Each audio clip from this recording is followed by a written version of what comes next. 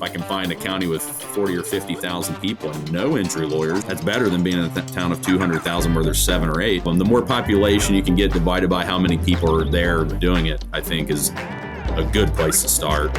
Welcome to Hot Docket, the show where we talk about winning marketing strategies that have built the most successful law firms. Join us every 2 weeks for the latest trends and tactics to grow your law firm. Hey everybody, and welcome to the Hot Docket podcast. Today, we're going to be talking about dominating small markets with grassroots campaigns with our guest, Josh Hodges. So I'm really excited for today's episode. Usually, I feel like we talk about like big firms, what they're doing, and like how to spend TV budgets. That's not the strategy for everybody. Yeah, so big markets, top DMAs, TV, that's all huge budgets. And a lot of times that's not applicable to most folks. And a large portion of the population lives in small towns where the marketing should be geared towards them. And that's where small firms can have a lot of advantages. Yeah, 100%. And I think that's a great introduction for today's guest, Josh Hodges, a partner at Kruger Hodges, also known as the Hometown Lawyers.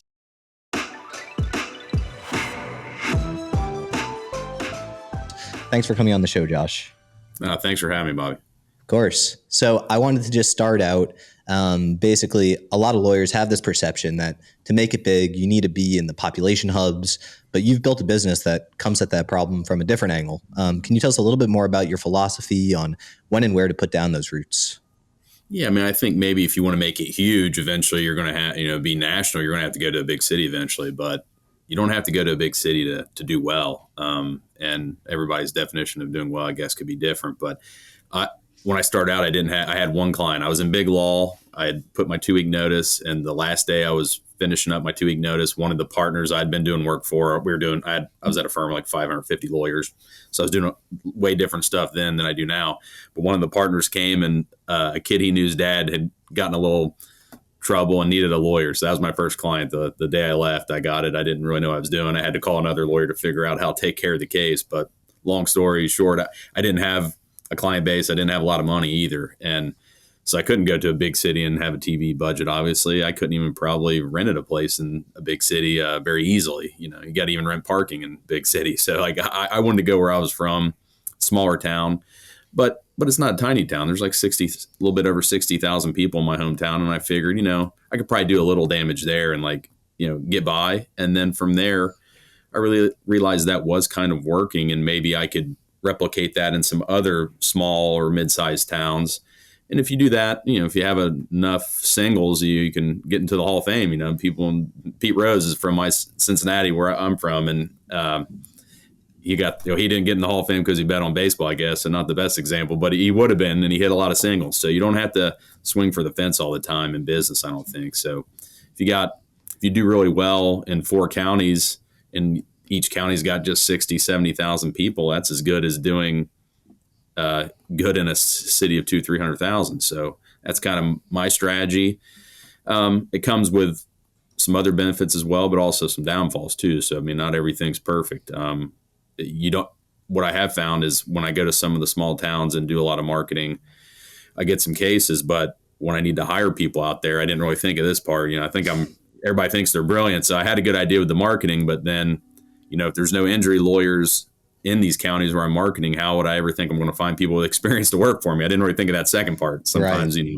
Business people, we kind of run sometimes before we think it all the way through. So I've had to kind of figure out ways to backfill and get people to work for me, and figure out ways to train people up that didn't have experience. But, it's better for a lot of my employees too. I take a lot of employees from bigger city firms in Cincinnati or Dayton because they don't have to pay to park. It's easier to get to a small town. There's less traffic. So, there's more than just the marketing. I think you can really make business in a law firm work in a small town, but you have to figure out ways to get out there. You don't always going to have the big budget because the guys in the big city, they're still marketing here. So you got to really make sure people know not only am I marketing, but I am here, and I care about this town more than they do. It's kind of part of the secret, I think. And how hard is it to find treatment provider? I know you talked about finding attorneys, but what about finding providers to treat injury and such? Yeah, that's going to be different too, because the big cities, there's going to be more doctors that are kind of probably used to the personal injury kind of grind and working with attorneys. So it's kind of education, kind of like you educate some of your employees to get them better. Sometimes you have to talk to doctors and explain to them, because a lot of, in society, personal injury lawyers, a lot of people think negatively of us, and a lot of doctors may not really think too positively of us either, because they may have been sued by some medical malpractice attorneys. So I think educating them, letting them know that we are helping people, we're helping, our client, which is oftentimes their patient, and we're not always against each other. And if you show up enough in the community and people get to know you, they get to know me, they kind of know, they start to believe what I'm telling them. It's not just some shtick, like he's serious and he is an okay guy, and he's not just out after trying to get every dollar he can. And I think that helps the marketing. The everyday person may be more willing to call me, but I think it helps with the providers too, more willing just to give me time of day to listen to me and give them my pitch, how they can help and how we can maybe work cases together. That makes sense. On the subject of putting down your roots there, I think you're a rarity in that your firm is based in the town you grew up in. What has that experience been like? It's really been, to me, kind of just seemed easy, because I was working in a bigger firm at first. And then when I first left, I had my first office closer to Cincinnati, the bigger city near me. And I was doing okay there. And then I decided, I want to go to Hamilton. And it became easier because it just makes sense. I know a lot more people here. So, I was getting by and making okay money in a town that a lot of people didn't know me. So it just made sense. Well, if I go to a town where a lot of people do know me and know my family, and I went to elementary school here. So I started getting calls from people that I went to junior high with, I ain't seen in 20, 30 years. And there's, oh, you're a lawyer now. And they got a problem, So kind of seemed natural to me. I'm sitting in my office in Hamilton right now. The courthouse is like 2 blocks that way. And then about 3 more blocks on the other side of the courthouse is my house. So I can get home in less than 2-3 minutes. My partner was in high school a few years ahead of me, and his mom was a teacher at our high school. She was one of our first employees. She answered the phone for a while for us. She was a retired teacher. She taught me home ec. So we have deep roots. I've had family in this town for almost 100 years. So my wife is from upstate New York originally, so she just kind of kids everywhere we go. Somebody knows me, or I'm somebody's cousin or something. So when you got really deep roots, it just kind of made sense, and it became a little bit easier. Yeah, I'm from upstate, and in my town, I'm from a pretty small town, Chatham. It's like 2,000 people or whatever. And we didn't have like a hometown lawyer, so to speak, but we had an insurance company that was in the family for, 50 years, just passed down generation to generation. And I always thought that seemed pretty awesome, having that like continuity.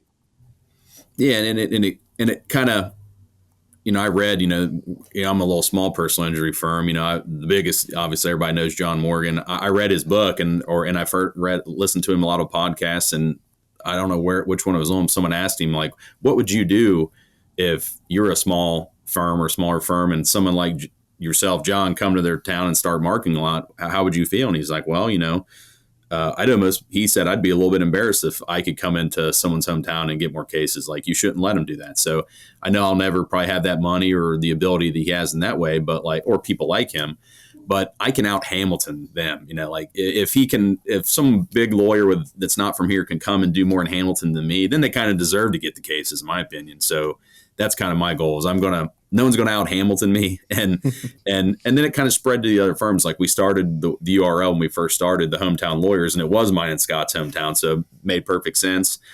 But then as we grew, we've opened some other offices. And then I was like, well, dang, this ain't my hometown in Middletown, Ohio. But, we open most of our offices in towns that are similar. They're kind of like Rust Belt towns, old factory towns, working class towns. So all of them have that similarity. So when I'm in Middletown, Ohio, it's not my hometown, but it kind of looks like my hometown. There may be some buildings that need fixed up, but there's some people working on others, and they're trying. There's maybe some factory jobs that went away, and I feel kind of like I'm at home in all the towns we're in. And I just kind of made the commitment, like, okay, I open an office in Wilmington. It's not my hometown, but I'm going to treat it like it was. So, like, that's my commitment to myself. Like, I'm going to help the Little League team there too, just like I do in Hamilton. And I think, people know, like, okay, you're an outsider, but if you keep showing up, even in a town that's not actually your hometown, and you treat it like that, people know, like, this guy's really does care, and he shows up.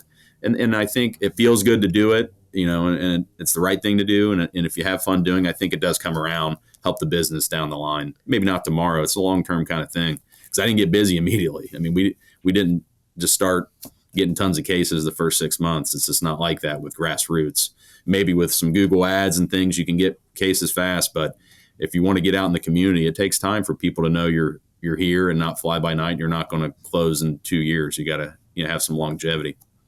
Can you walk us through your framework for when you're going to expand into a new community and you're going to choose where you want to put your new office?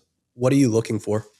Yeah, so it's kind of funny. I mean, part of it's feel like I go there and I just kind of hang out a little bit. And I kind of kid with people in my office will ask me sometimes, like, I like the county seat. In Ohio, we're kind of lucky. There's a few bigger cities, but there's a lot of like mid-sized towns. Not every state I've looked around has as many as Ohio does that are older, and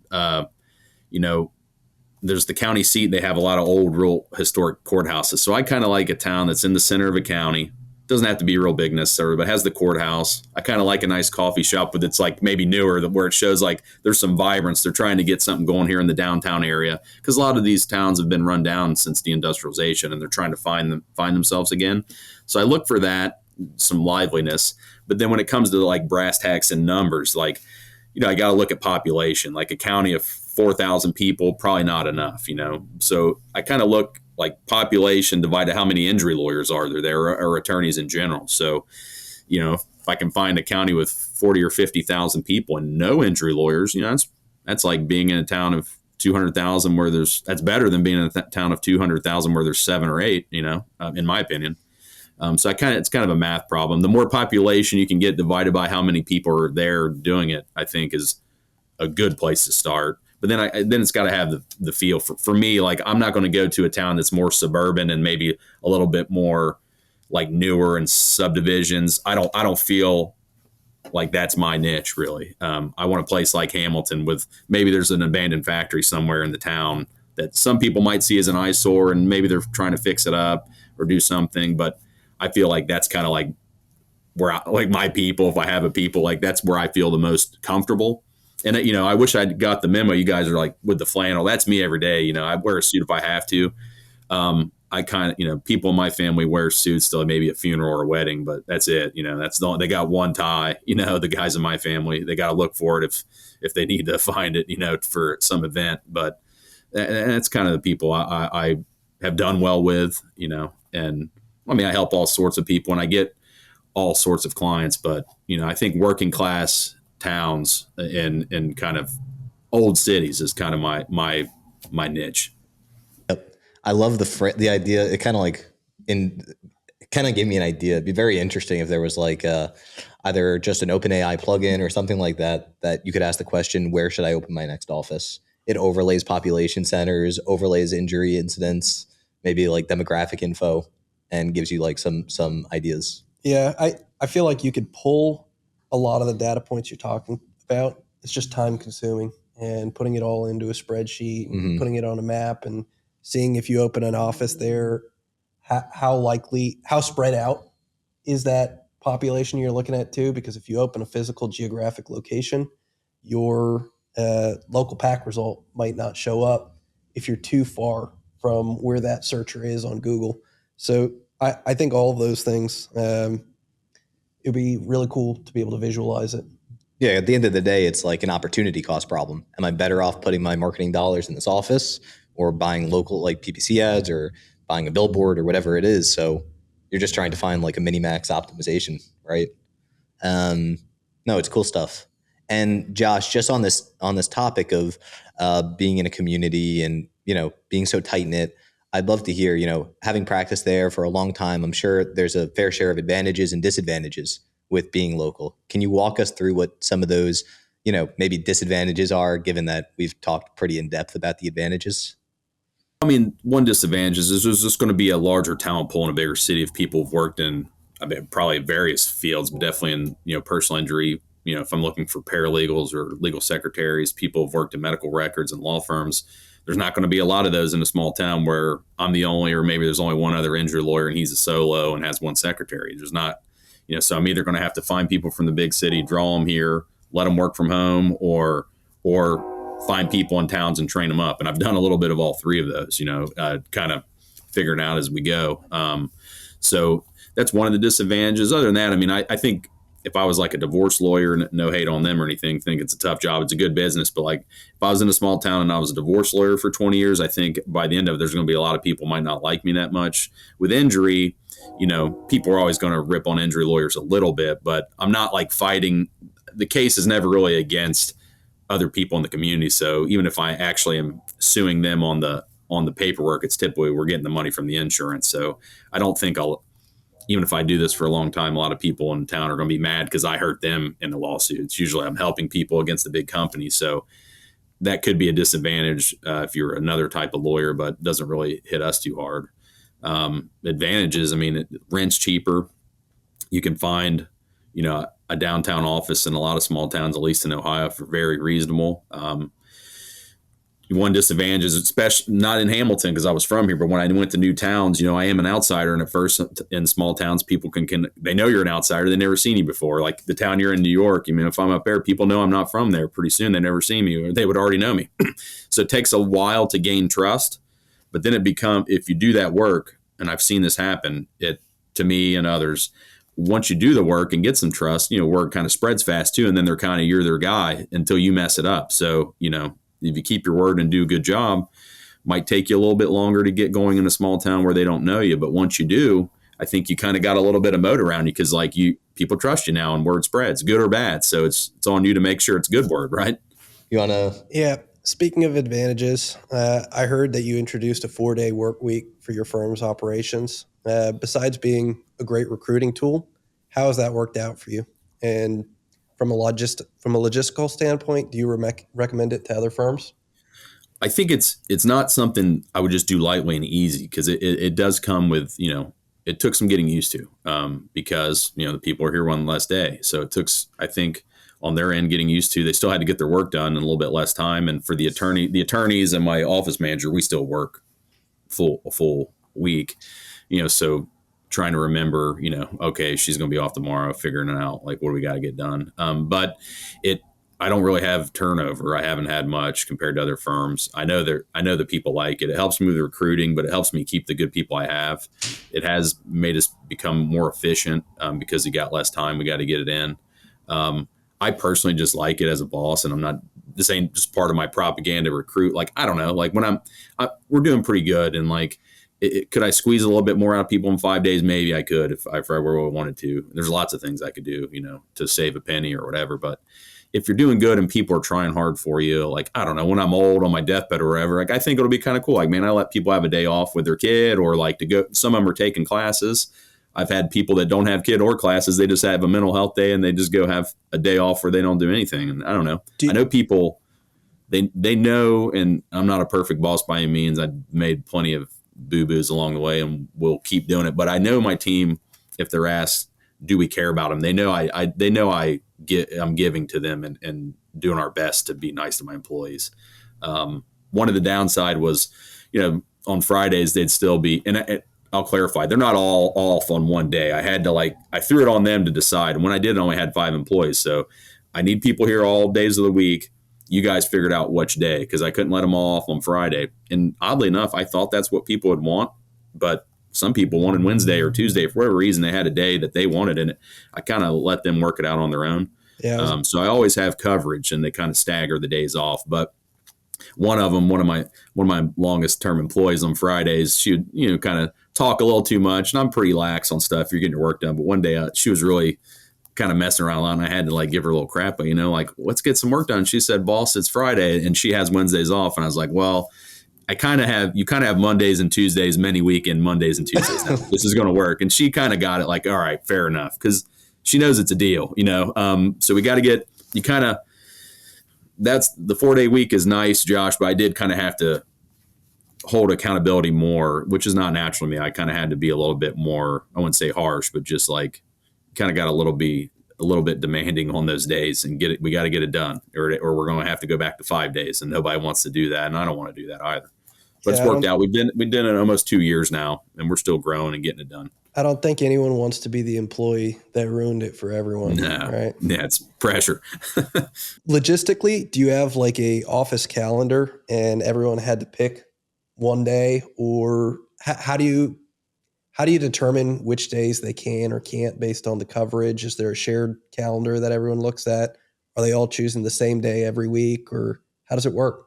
It's the same day every week. Yeah. So when I first started, it was 2 years ago, I didn't have as many employees as I do now. So amongst the 4 or 5 that were doing it, I just said, hey, y'all got to figure it out. So one of them had Friday, one Thursday, Tuesday, they figured it out their own, and they stuck with that every day. What I do is when we bring on, because we've hired quite a few people since then, when we bring on a new person, when we're bringing them on now internally, I kind of look at the days that are already people are off, and I talk to my office manager like, okay, Bobby's starting with us.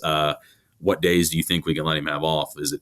And we'll probably be like, hey, man, it looks like you can have Tuesday or Thursday, because you're kind of seniority wise. Like if one of the people have been with me for a few years had Tuesday and they want Friday now, if you're covering Tuesday, we kind of shift it around as we go. The one thing also, I don't give sick days. Now, if you're sick, you can be off for sure. But if your day is off Friday and you call in with a cold Tuesday, then it's kind of expected you work Friday. And if you've already had something planned, I'll let you work the next Friday. But you got to make that day up. I need 4 days a week. So if you call off for a week sick, that's fine. But then you got 3 or 4 weeks of working 5 days like every other person, to make up for it. Because I can't. We're giving you 52 days off a year. So, and I didn't really think that through all the way at the first. And another funny thing, people will try to, even when you're nice to them, they'll try to, I wouldn't say take advantage, but they'll go take it as far as you'll let them. A lot of people here had 2 weeks vacation. So I started going to 4 days a week, and my brain automatically, you just had 2 weeks. So now you got 8 days. Well, in their mind, they still had 10 days. So they were trying to get 2.5 weeks. Then, it was like, so we had to, doctor up the program when we had smaller amount of employees and kind of figure it out. So that's kind of how we do it. It's worked out pretty well. I mean, they're pretty flexible with it because they know they're getting a deal. And if they mess it up, I could always take it away, and I don't want to. But sometimes they'll flip. If one's off Tuesday and one's off Thursday, they'll flip. They kind of work it out amongst themselves. Yeah, doing things differently, I think, is always another way to stand out. And just talking about doing things differently, I've seen your social media. You pretty much bombard my feed, or at least it hasn't been as much recently, but in LinkedIn, you're all over the place. And you place a really heavy emphasis on being out and about in the community, interviewing local leaders, and, generally just putting a human touch on the brand. So if you could just talk about how you've approached that social media strategy, what have you seen work especially well? Well, I mean, it's kind of through trial and error. I started doing videos. I didn't want to do them. I mean, I'm 40. I didn't grow up doing videos on social media when I was a kid. It's not something I really thought I'd be doing or wanted to do, but I felt like I needed to do them. So I started doing the basic, stand in front of my books here, talk about law. And I realized no one really cared that much about that, other than like my mom would like it, my wife maybe, my kid would probably cringe.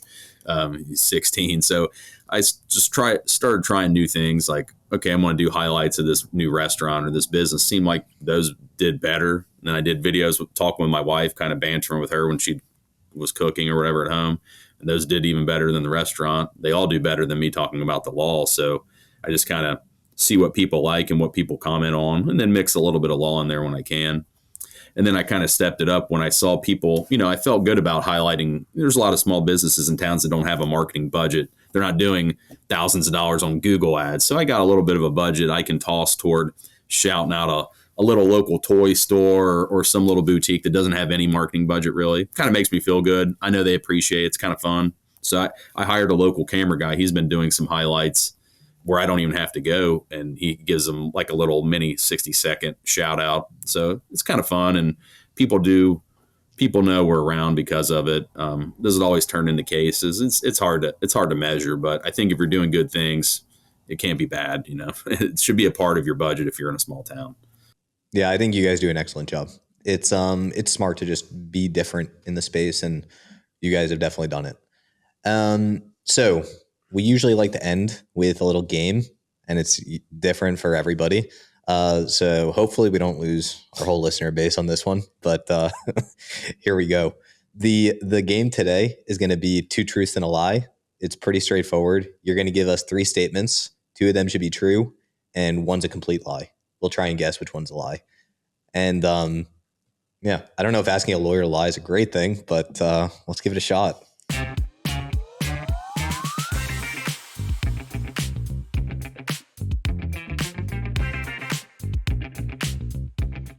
Two truths and a lie. All right. I've been to China. I graduated high school with a 4.0. And my favorite food's gravy and biscuits. Okay. Felt a lot of hesitation on the gravy and biscuits. So I feel like the hesitation could be something. And I feel like you're going to think about like a different food. Like it was something close to it, but not exactly chicken and biscuits. So I'm going to go with the chicken and biscuits. I think that's a good guess. I'm going to guess the China's a lie.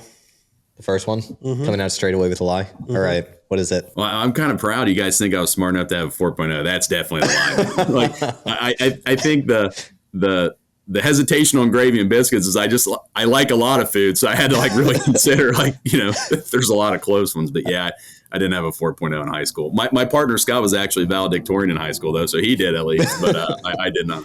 All right, you beat us. Thanks for coming on, Josh. This was great getting to chat. Thanks, guys. Appreciate it. It was fun.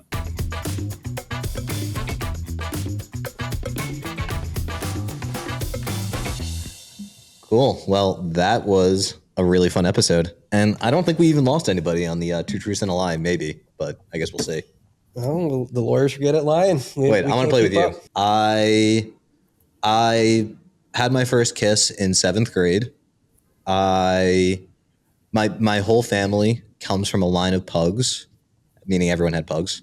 Okay, and the third one is Well, this has to be the lie. I love pineapple pizza. It's the pineapple pizza because you swapped one lie for another lie. Oh You yeah, made it too easy. All right, okay, I lose 2 truths and a lie. Anyways, had a lot of fun talking about it.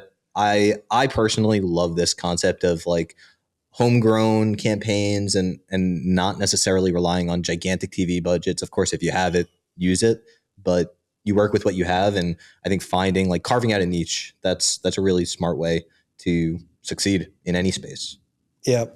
I think on the local level, it makes a lot of sense for small firms to compete where the number one ranking factor for local search is going to be how the proximity to the searcher.